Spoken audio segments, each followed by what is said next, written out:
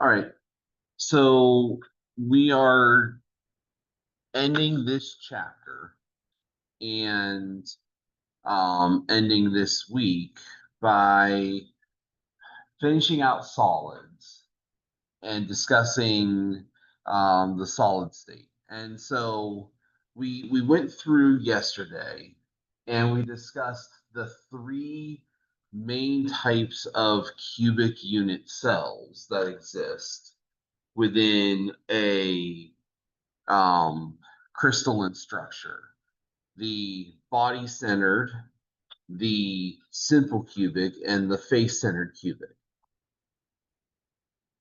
Now, a lot of what we will end up doing out of this, in terms of calculations, largely has to do with the geometry of um, the unit cells themselves, along with how many atoms are packed into any given unit cell. And so these kinds of calculations center around a couple of terms, one of them being L, the edge length. So if I take that unit cell and I try to measure its dimensions, length times width times height, L would be the measurement of that dimension. And since it's a cube, all three of the dimensions are identical. We would also try to look at things like R, the atomic radius,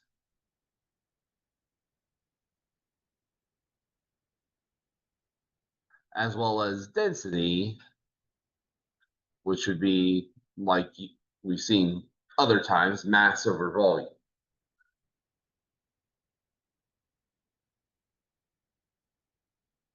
Now, depending upon the type of unit cell that we are looking at,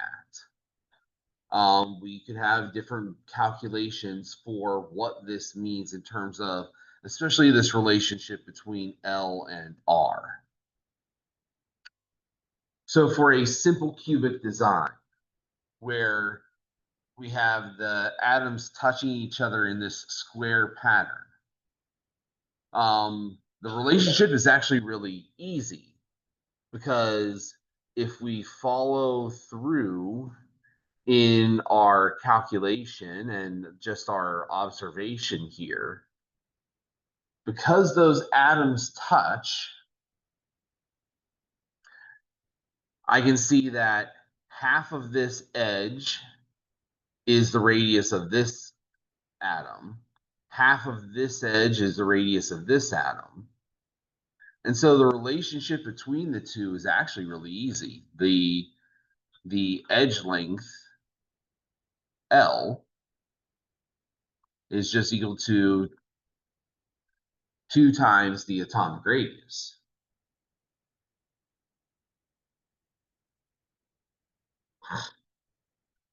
For the other two shapes, we're going to have to incorporate some geometry here.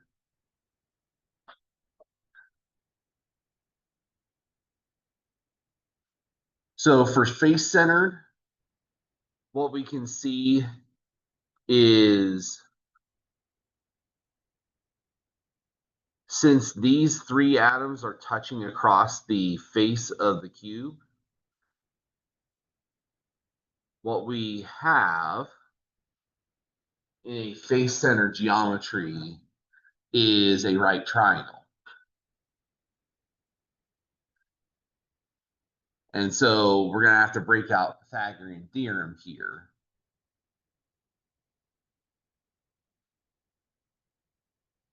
Pythagorean theorem tells us a squared plus b squared equals c squared.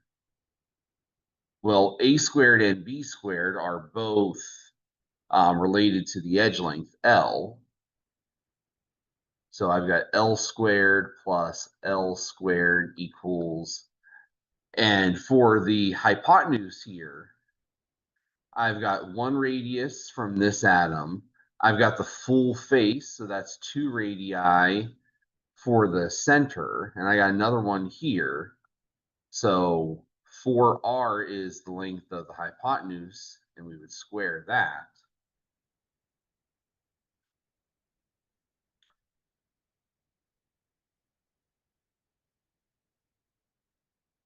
And so we can clean up the math a little bit there. I have a summary slide that shows what this looks like in the end. But we can see how we can derive that off of the values. Finally, the body centered, well, that one's also a right triangle, but it's a little bit different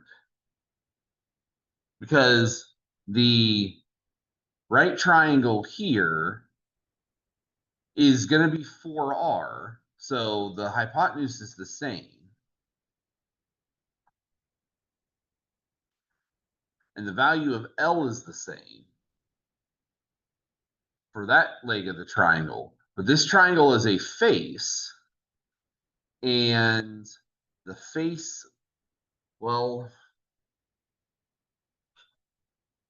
that's a hypotenuse like this.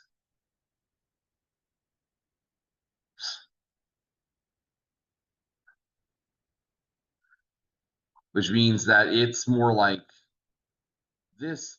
So we're putting together basically the geometry from the face centered and the simple cubic. So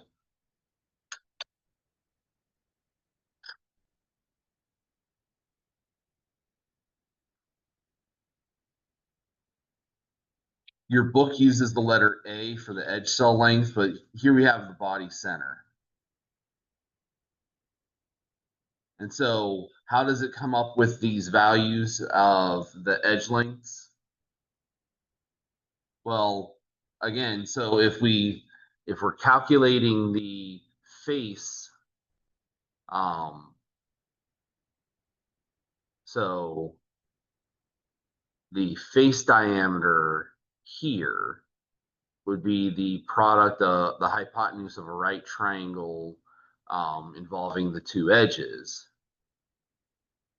L squared plus L squared equals C squared.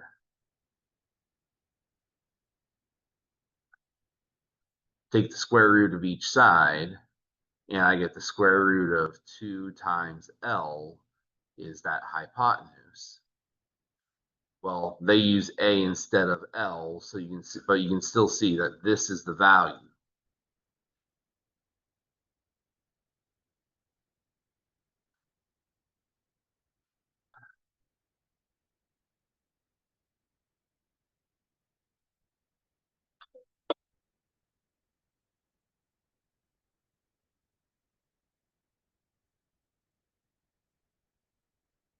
Similarly speaking, if we then apply the Pythagorean theorem to the actual triangle that includes this, the radii, we have A squared for that cell length plus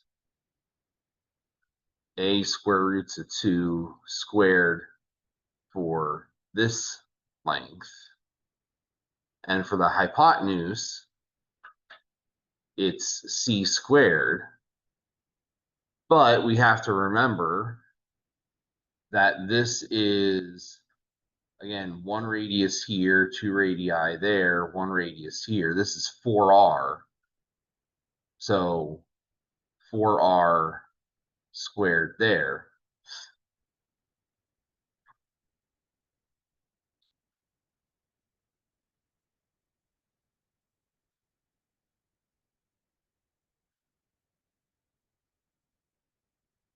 And so if you start to put together all of the pieces, you have A squared plus A squared times 2 is equal to 16r squared.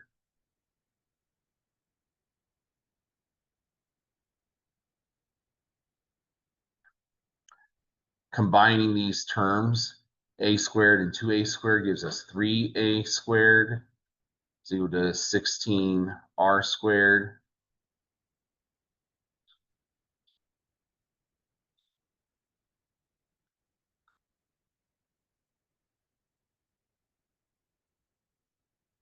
And so now if we take the square root of both sides, what we get is the square root of 3 over 4 times a is equal to r.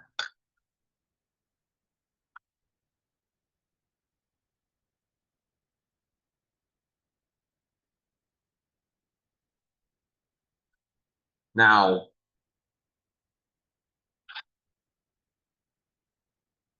your equation sheet has this on there.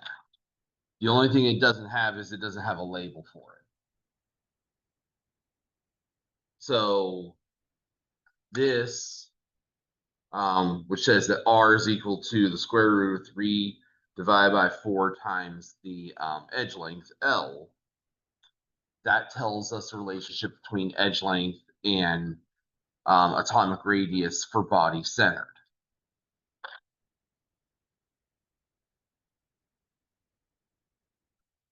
For face centered, again, same kind of thing.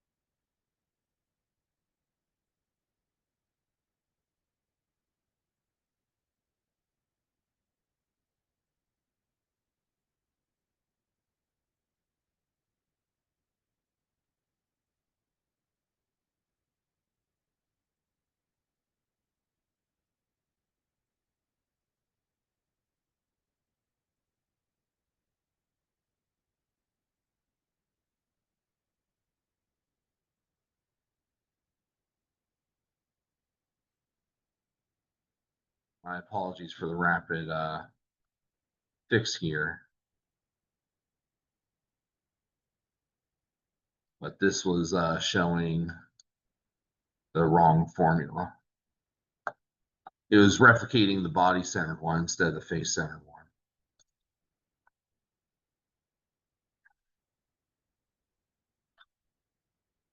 So with face centered, it's a little bit more simple. We don't have that body diagonal to deal with. So we just have the face diagonal. The face diagonal is equal to 4r.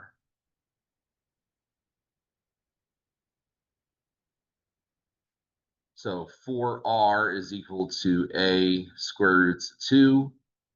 And so the radius would be a times the square root of 2 divided by 4. And again, substituting a in for L, you get the exact value that's on the equation sheet here.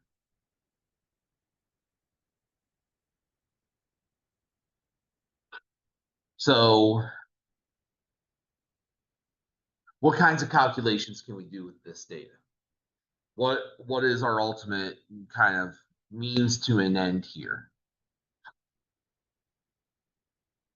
And the answer to that is relatively simple.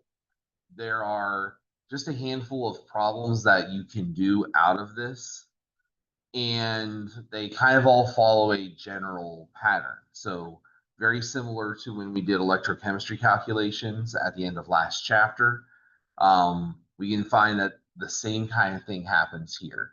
There's a couple of problem stems that can develop, and you just need to know how to deal with the product, the stem. So here's an example. At 1057 degrees Celsius, the unit cell for iron metal has a face-centered cubic lattice with an edge length of 361 picometers. What is the atomic radius of iron at this temperature? So here's where we have to go back to. We recognize this is face-centered. Face-centered, the relationship is that r is equal to the square root of 2 over 4 times the edge length, which is just what we did right there.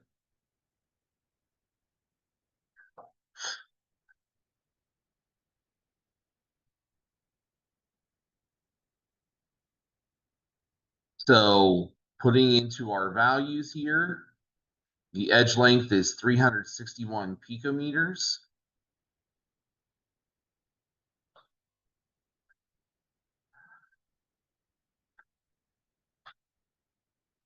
So 361 times the square root of 2 divided by 4, the 3 significant figures, we would get 128 picometers.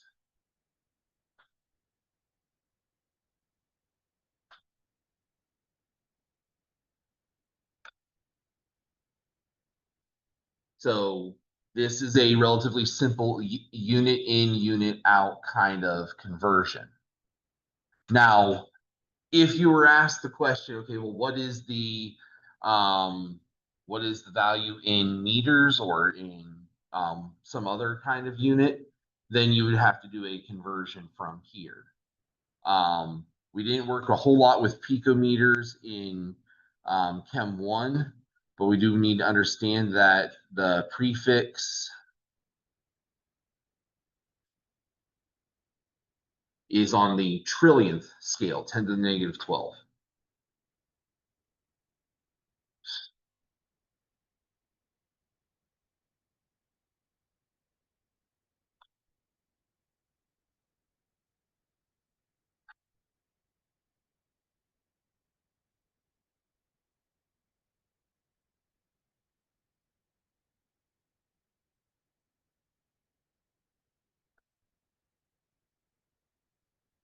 All right, let's look at another example. This is a little bit more of a complicated one.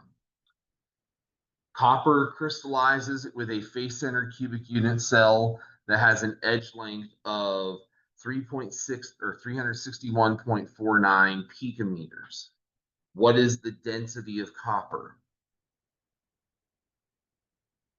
Okay, so to find density, we need mass of copper and we need volume of copper.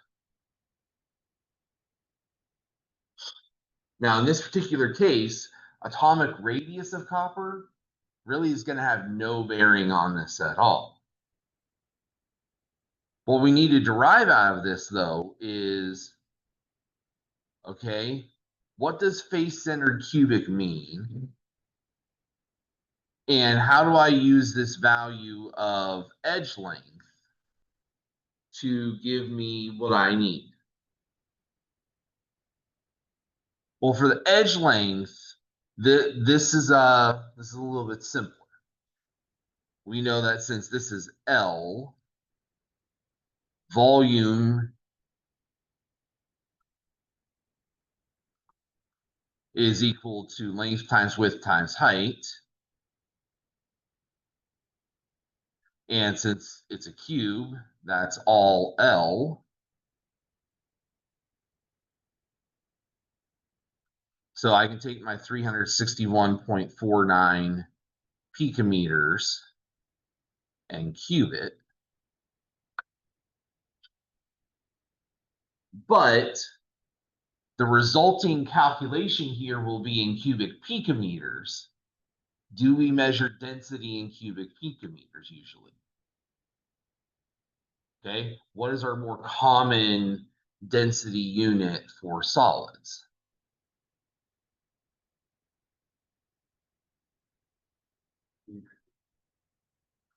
So for volume, usually we would talk about milliliters, which are cubic centimeters. So before I go through this calculation here, I'm actually going to step back a second and convert the picometers to centimeters first. So the easiest way to do this is actually to use an old trick that we used back in chapter 3 when we were converting um, light to meters. And that is, we know that picometers are 10 to the negative 12th. So we're just going to do that.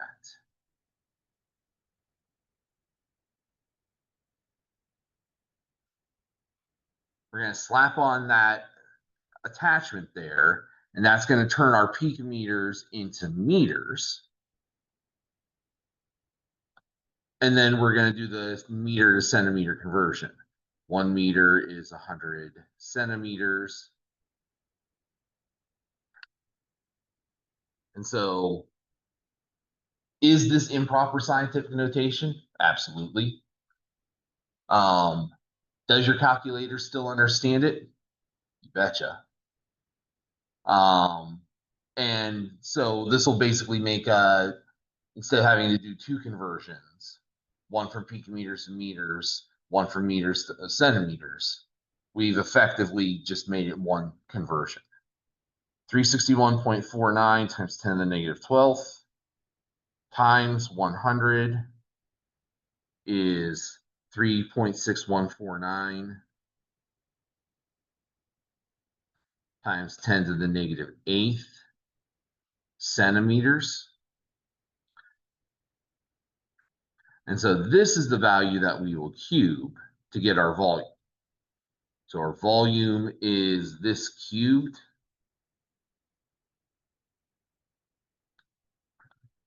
which to 5 significant figures, 4.7238 times 10 to the negative 23rd cubic centimeters. So with the edge length, we've solved the bottom half of this equation. We now know the volume of the copper unit cell.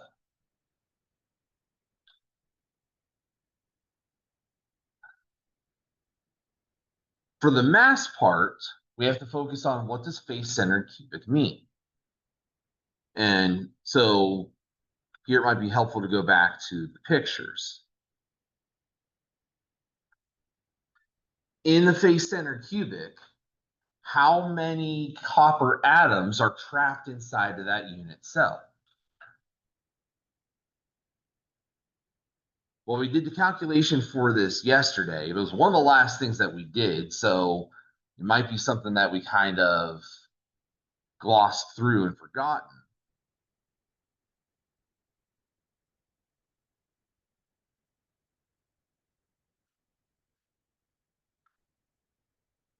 But the answer there was 4. Because we have 1 on each corner. Each corner is 1/8. So 1/8 times 8 is 1.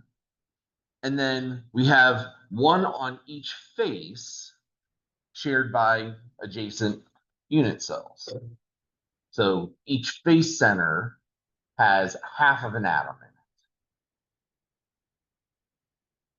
Since there are 6 faces, each one having a half each, there are 3 atoms in the faces and 1 atom in the corners. A total of 4 atoms are present in this face-centered cubic.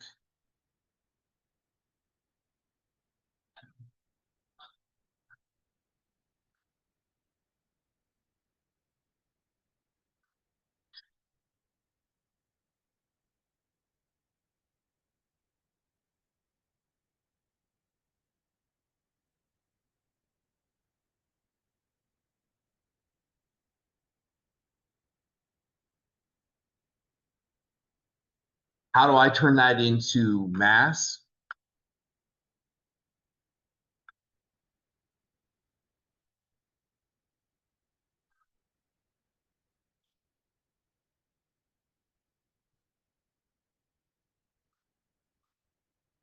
Well, I do a pretty simple conversion like what we would have done in chapter 2 in Chem 105. 4 atoms of copper. There are Avogadro's number of copper atoms in 1 mole. And 1 mole of copper weighs 63.55 grams.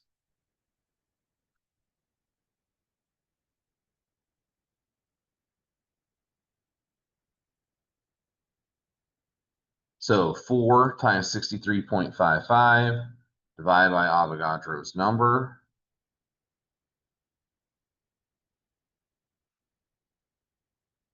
The 4 significant figures, 4.221 times 10 to the negative 22nd grams. So now I have the 2 values that I need. Density is the mass, 4.221 times 10 to the negative 22nd grams, divided by 4.7238 times 10 to the negative 23rd cubic centimeters. The 4 significant figures.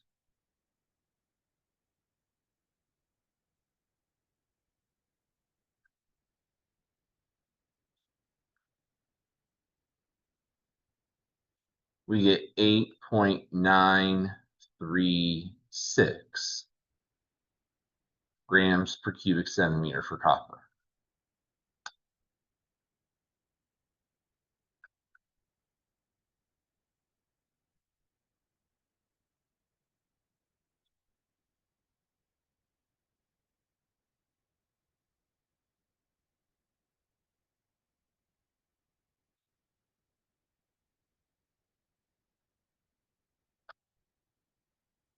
So this is the kind of variant that we see. And this one's probably, I don't want to say it's the most difficult, but it's the one that is the least equation reliant, where you have to know in particular the amount of atoms per unit cell, and you have to go back and do some calculations that you probably haven't thought about since early in Chem 105. So we're kind of closing the loop a little bit here with these last couple of units, where we're coming back to stuff that we saw very early on in general chemistry in general, and using those kinds of calculations to solve things that are new and different that we have not seen yet. All right, questions with either of the first 2 examples?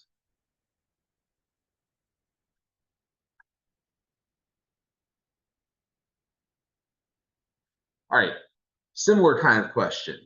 Here we have the density of ferrite, iron, in grams per cubic centimeter. It is BCC, body-centered cubic unit cell, and it has an edge length of 287 picometers. Approach here is pretty much exactly the same. We're going to want to turn these picometers into centimeters and turn that into cubic centimeters for the volume.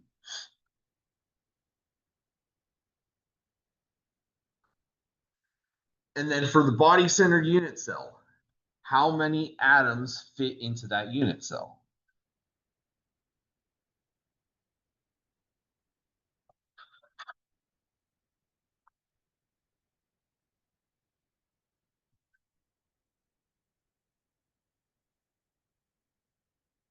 If we go back to our drawings here, how many fit in there?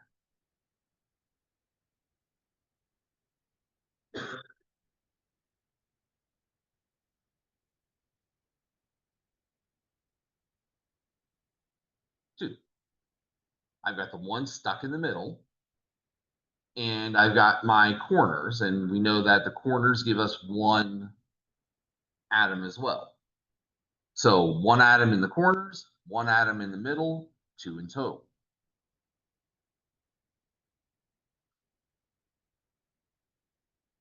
So I've got 2 iron atoms per unit.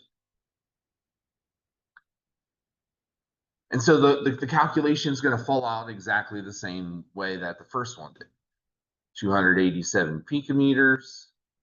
I'm going to turn that into meters. 287 times 10 to the negative 12th meters. 1 meter has 100 centimeters in it. So 287 times 10 to the negative 12th multiplied by 100 gives me 2.87 times 10 to the negative 8th centimeters. We're going to cube that. And our volume is going to be 2.36 times 10 to the negative 23rd cubic centimeters.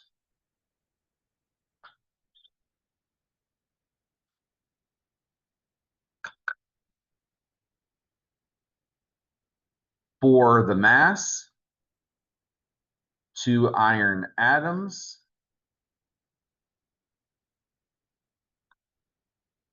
Avogadro's number of atoms in 1 mole.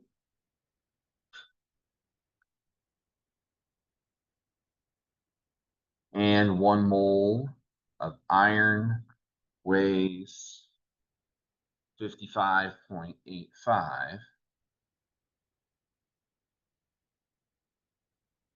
grams. So 2 times 55.85 divided by Avogadro's number.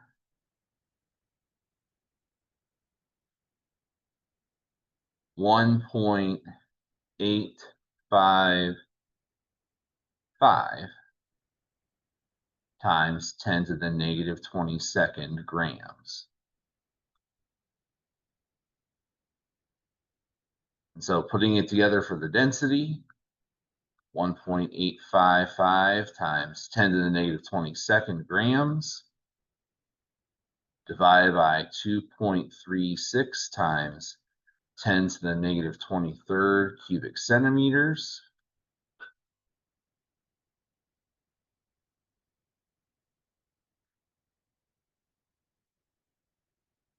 To 3 significant figures, 7.86 grams per cubic centimeter.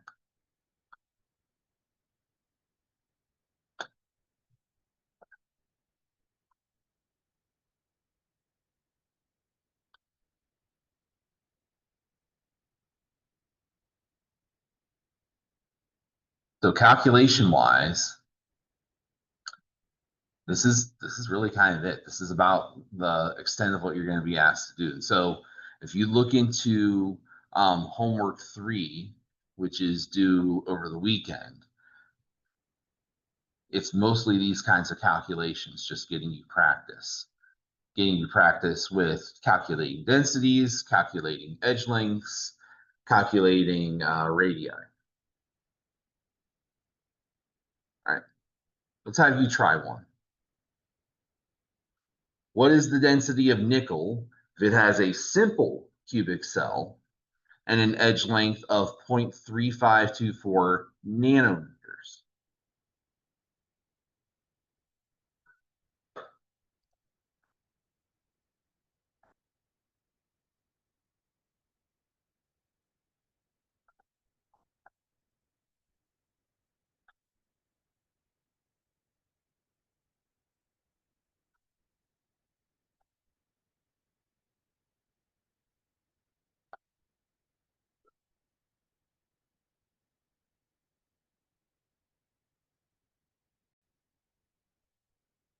All right, let's go through this. So a couple of things that we want to establish first.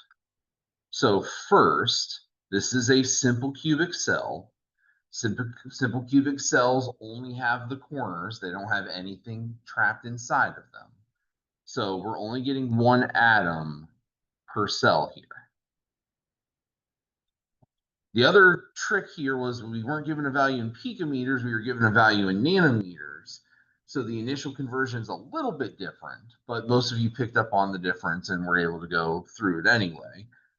So we want 0.3524 times 10 to the negative 9th meters, since nanometers are negative 9th instead of 12. And then our conversion to centimeters goes there. And so if we do that, 0.3524 times 10 to the negative 9th times 100, we get 3.524 times 10 to the negative 8th. And that's centimeters. We want to cube that to get the volume. And so our volume is 4.376 times 10 to the negative 23rd.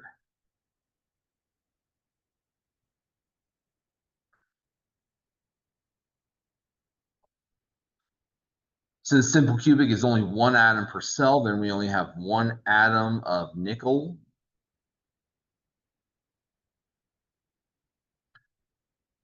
Avogadro's number of atoms in 1 mole,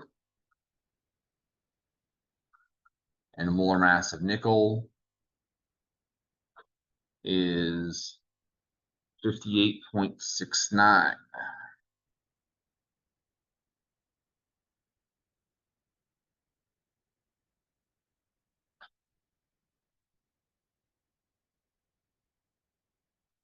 So our density would be 4.376. Oops, got to do the calculation here. 58.69 divided by Avogadro's number.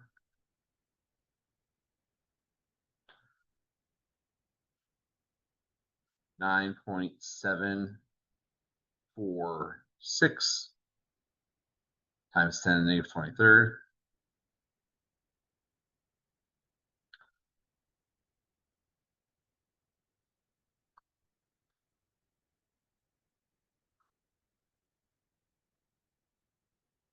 So our density would be the grams, 9.746 times 10 to the negative 23rd into 4.7376 times 10 to the negative 23rd to 4 significant figures.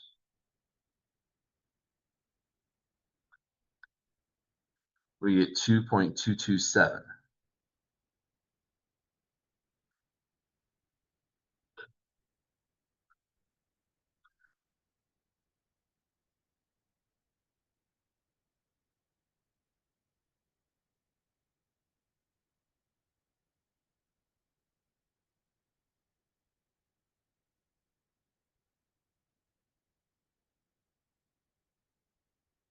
All right, any questions with this one?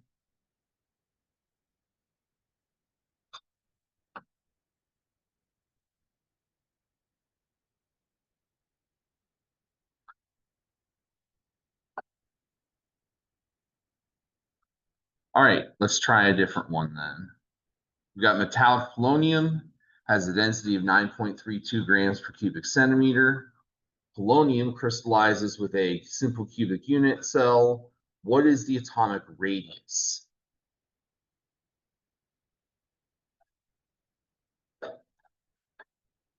So this is kind of like, I want to say the ultimate challenge question, but this is one where you're going to have to put together everything. So I want to see what you do with it first, and then we'll come back and talk about it once I've given you a chance to work. All right, let's see how we did. So the key to this problem was you had to know kind of how to approach it. So one of the big key ideas we know this is a simple cubic cell, so we're getting 1 polonium per cell here. Now, the way to approach this, since we already have the density, is we can treat this kind of like a big dimensional analysis unit conversion problem. We know that this 1 polonium per cell will get us to grams. And from the density, we can turn those grams into cubic centimeters.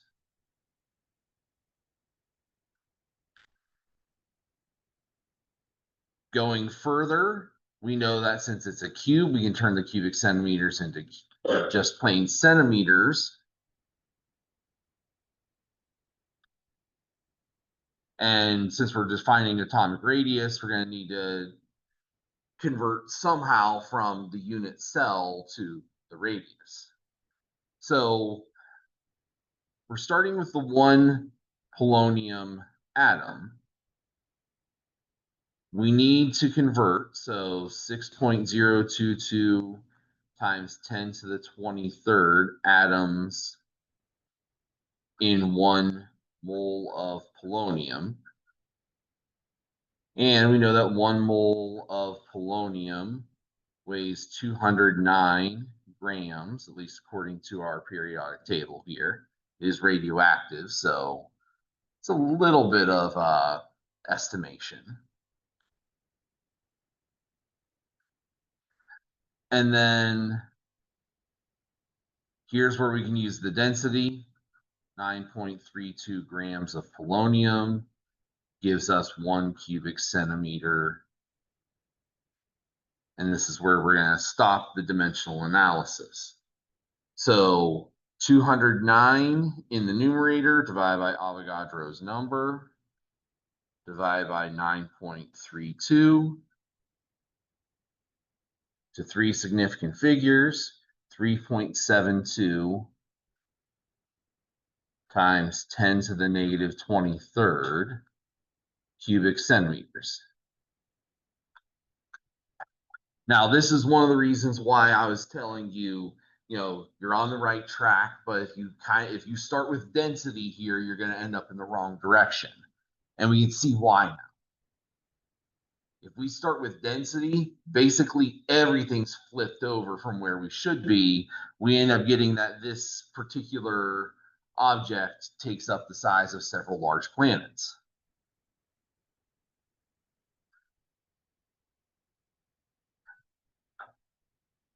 So we need to adjust. So now we have our cubic centimeters. That's the volume of the unit cell. To figure out the edge length, we would take the volume and cube root it. So we want the cube root of 3.72 times 10 to the negative 23rd centimeters cubed. That gives us an edge length of 3.34 times 10 to the negative 8 centimeters. Now, if you weren't paying very close attention, you might have said, oh, wait, that's letter D. I'm good. I'm done. But mind you, all that you've found in that particular case is the edge length. We want the atomic radius. Now, luckily for us, the atomic radius, since it's simple cubic, the edge length is 2 radii. So to find the 1 radii, I just need to take a radius, take it down by 2. 3.34 times 10 to the negative 8th divided by 2.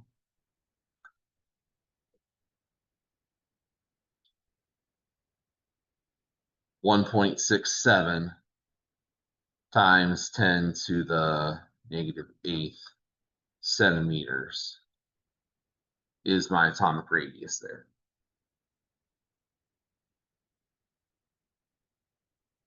So you've kind of seen all of the highs and lows here in terms of what kinds of things can we ask you to do with those three pieces of information? And those three pieces of information being the density, the type of unit cell, and either the edge length or the atomic radius. With those three things, we can always solve for the fourth. And just as a matter of what we're missing, sometimes we don't even need all three. We don't need three things to solve if we're just kind of going in between. All right. Any questions about unit cell calculations before we put them away?